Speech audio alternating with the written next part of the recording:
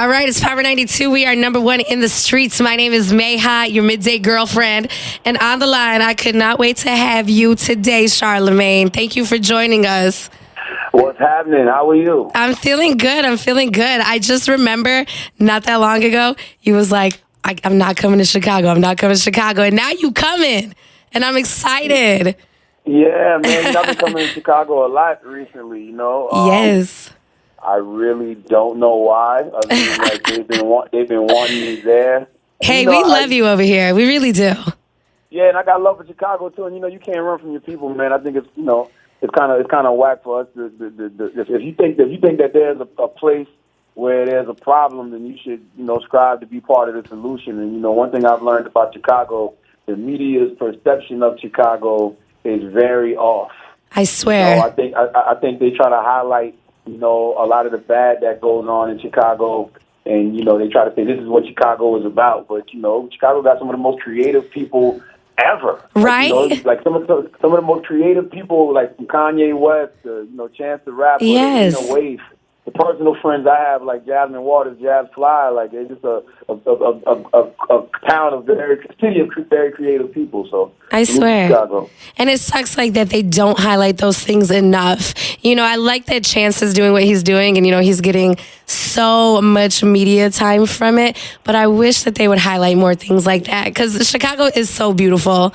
It really is. So I think Lena Waithe with her show, yes. Die, that comes on Showtime on Sundays. I think that's going to help change the narrative and the perception of Chicago a lot. I agree. She's humanizing a lot of people in Chicago. Like, you get to see why, some people in Chicago are doing what they're doing, or how they get turned on to violence, or how they get turned on to crime. Absolutely. And I think she's doing a good job of humanizing people in Chicago. Absolutely. I love that. When you are in Chicago, where do you go? Like, what do you do when you're in the city?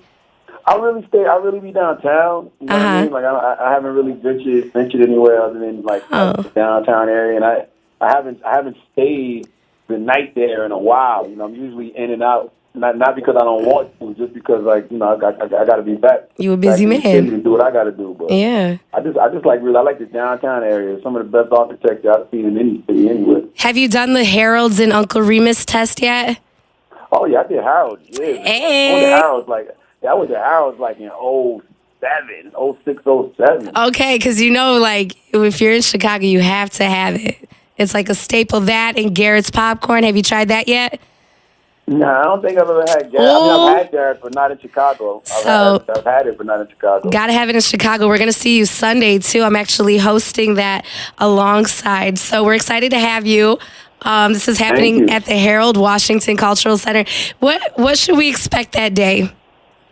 I mean, I just like to build with the people, man. You know what I mean? Like, I just like to come out there and just have conversations about everything that's going on in the world socially, everything that's going on in the black and brown community socially, any questions that people may have about me or any questions about people may have about comments I've made or interviews I've done or just the state of the world in general. Well, they want to talk about my book, Black Privilege, Opportunity Comes to Those Who Create It. Like, I just like building with the people. I feel like we just need to be doing more of that. We need to be doing more communication with each other and just trying to get everybody on the same page. Whether or not we have the same way of getting there, as long as we all have the same goal, that's the most important thing.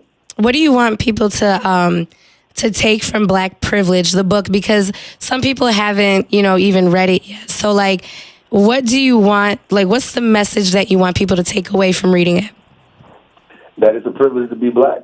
Right. That it's a privilege to be brown. That it's a privilege to be whatever it is that you are. If you're a minority, a marginalized person in this society, you got to find privilege in whatever it is that you are. No matter if you're black, no matter if you're a woman, a black woman, no matter if you're Jewish, no matter if you're gay, whatever it is, you just got to find privilege in that. It's about pride. It's about feeling inspired, about being empowered.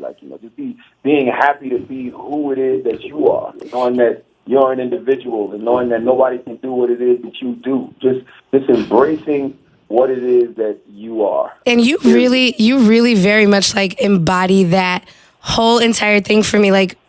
When I think of you, obviously, I study you, I would love to have my own morning show like you one day. I really, really, really am inspired by you. So, how how much of you goes into that? You know what I'm saying? Like, when you go home and you read those comments that people post about you, you know, under your pictures and stuff, how do you deal with Charlamagne? Because you seem so confident in who you are and so comfortable and just so in tune with who you are. How did you get to that place? Well, I mean, it's a process. You know, I think about things like my father told me when he would say, "You're never as good as they say you are. You're never as bad as they say you are." Mm-hmm. You know, and I think about like, you know, mentors like my man Cadillac Jack, who would tell me that the rule of 10 is 3 people gonna like it, 3 people not gonna like it, and 4 people gonna be on the fence about it. And you just have to accept that. You just have to accept. You just have to accept that everything you say, everything you do, everybody's not gonna agree with it. Like, some people are gonna like it, some people won't, and that's just the way that it is. And I think a lot of times with social media, we can see so much of people telling you how much they don't like something that you're doing that you're not even focusing on the people who say, "Nah, I like what you did." You know, like, I don't know why it's like that on social media. That's something I'm still trying to figure out even within myself. But you can get 10 comments of somebody saying how they like something you do, and that one comment will bother you. You know what I mean? Right. So it's just really like it's just simple mathematics to me. You want 10 or you want 1? Right. No, I hear you. I love that about you. On the 10. Yeah, I'd rather focus on the people. I'd rather focus on the people that's rocking with me than focus on the people that aren't. And also, I find constructive criticism in everything too. I don't dismiss people just because they didn't like something that I did. I look at it and see if it's actually some real critique. Right. You know what I mean? Let me see if it's something that I can improve on. I noticed that even with something as simple as the flyer that you posted for Sunday, some people were like, "Yo, this looks like a church flyer," and all this other shit, and you didn't clap back. You laughed with them, and you were like, "Yo, it kind of does," or it is funny. Yeah, it is. Like when I saw the picture, they had mad filters on. It looked like I'm wearing, you know, that shit is so funny. Fenty makeup. Look like I'm wearing Rihanna's makeup line. You know what I mean? Like Fenty 220. So I'm like, it's funny. I swear. But I'm glad they picked that picture of me. I'm just happy because that's going up to all your followers. I was nervous. I was like, oh shit. 2.3 million people. That's lit. I see that you just posted, I have to talk to you about this, the video about Oprah running for president. Yeah. Now. I'm sitting down with Vicente Fox. Yes. What are your thoughts on that? I have to know, because some people just ain't with it. They're just not. So how do you feel about this?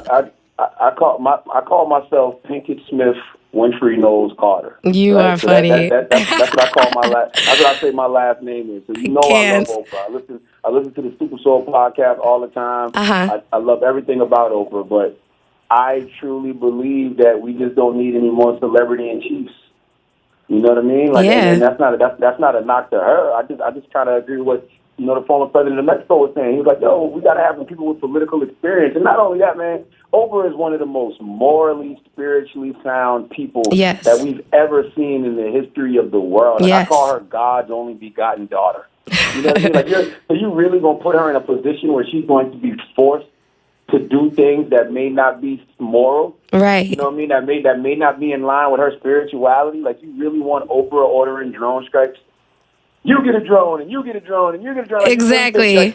You really gonna put Oprah in a position where she has to decide whether or not she wants to go kill people? Right. I just don't think that's what she's here on this planet for. I just think it's impossible to be in that position and not get dirty.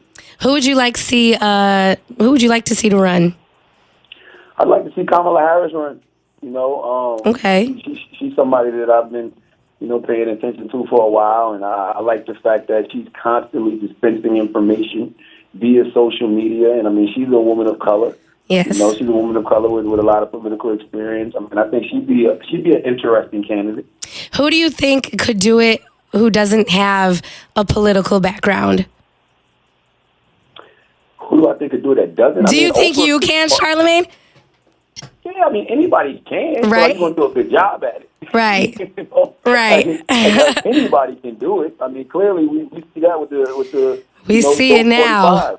Yeah, that's bullshit. That's what I call our current celebrity in chief. Dope 45. Man. You know, like we see it now. Anybody can be in that position, but are you going to do a good job at it? Right. Do you do Donkey of the Year? Yes, I do. Okay, who got it for 2017? 2017, it wasn't a definitive number one, but I think Jason Whitlock of Fox Sports One. He was Damn. yeah, that's who I said my favorite one of the year was. Was it? Yeah. I had a favorite, and it had to be Chanel West Coast, and I just love how you handled that.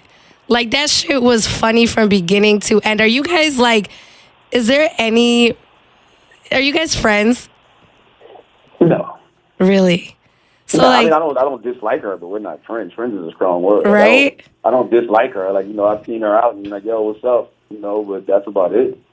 Do you, like, ever feel bad for anything that you've, like, said about her? Do you ever recant anything? No, because the only thing I've ever said is she's a whack rapper. Right. So, I mean, the only thing that's not anything personal. Like, I think she's a trash ass rapper. Right. She really is, though. Like, I've never heard any of her records in rotation ever in life. And I mean, I'm not gonna say. You know what? I'm not gonna sit there and say you probably won't, because man, we live in a strange era. You don't know what's gonna pop and what's not gonna pop. But yeah, I'm pretty confident that you might not have hit West Coast on the radio. Who are you listening to nowadays? I really love Rhapsody. I still love her. Yes. I'm happy that she's nominated for a Grammy, even though we don't need the Grammys to validate her. Mm-hmm. But I love this guy, from upstate New York named Partisan Fontaine. He's really dope. Okay. What else am I listening to? Are you listening to any Chicago stuff? Any chance? I mean, I'm always a fan of Vic Mensa. I think Vic yes, is Vic is so dope.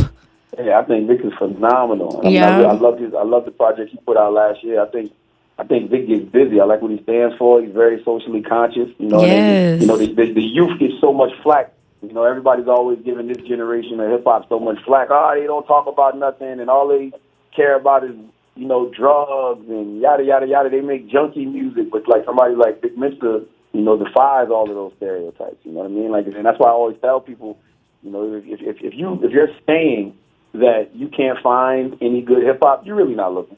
I swear. Because guys like Vic Mensa are right there. People like Rhapsody are right there. So.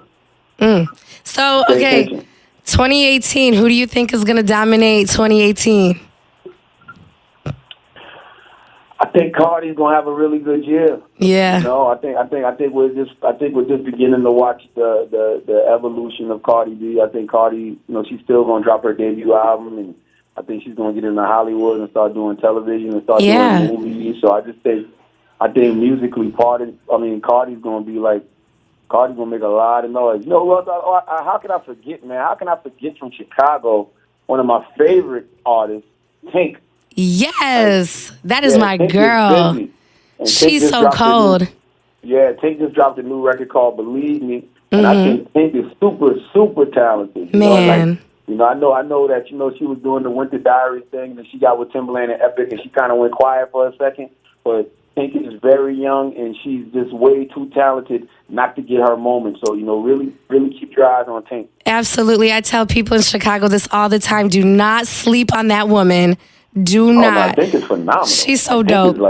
She can rap, she can sing, she can write. Man, she's gifted. Yeah, she's a gifted artist. Right, and that's how I look at performers. I'm just like, you have to be a full thing, and she is just that.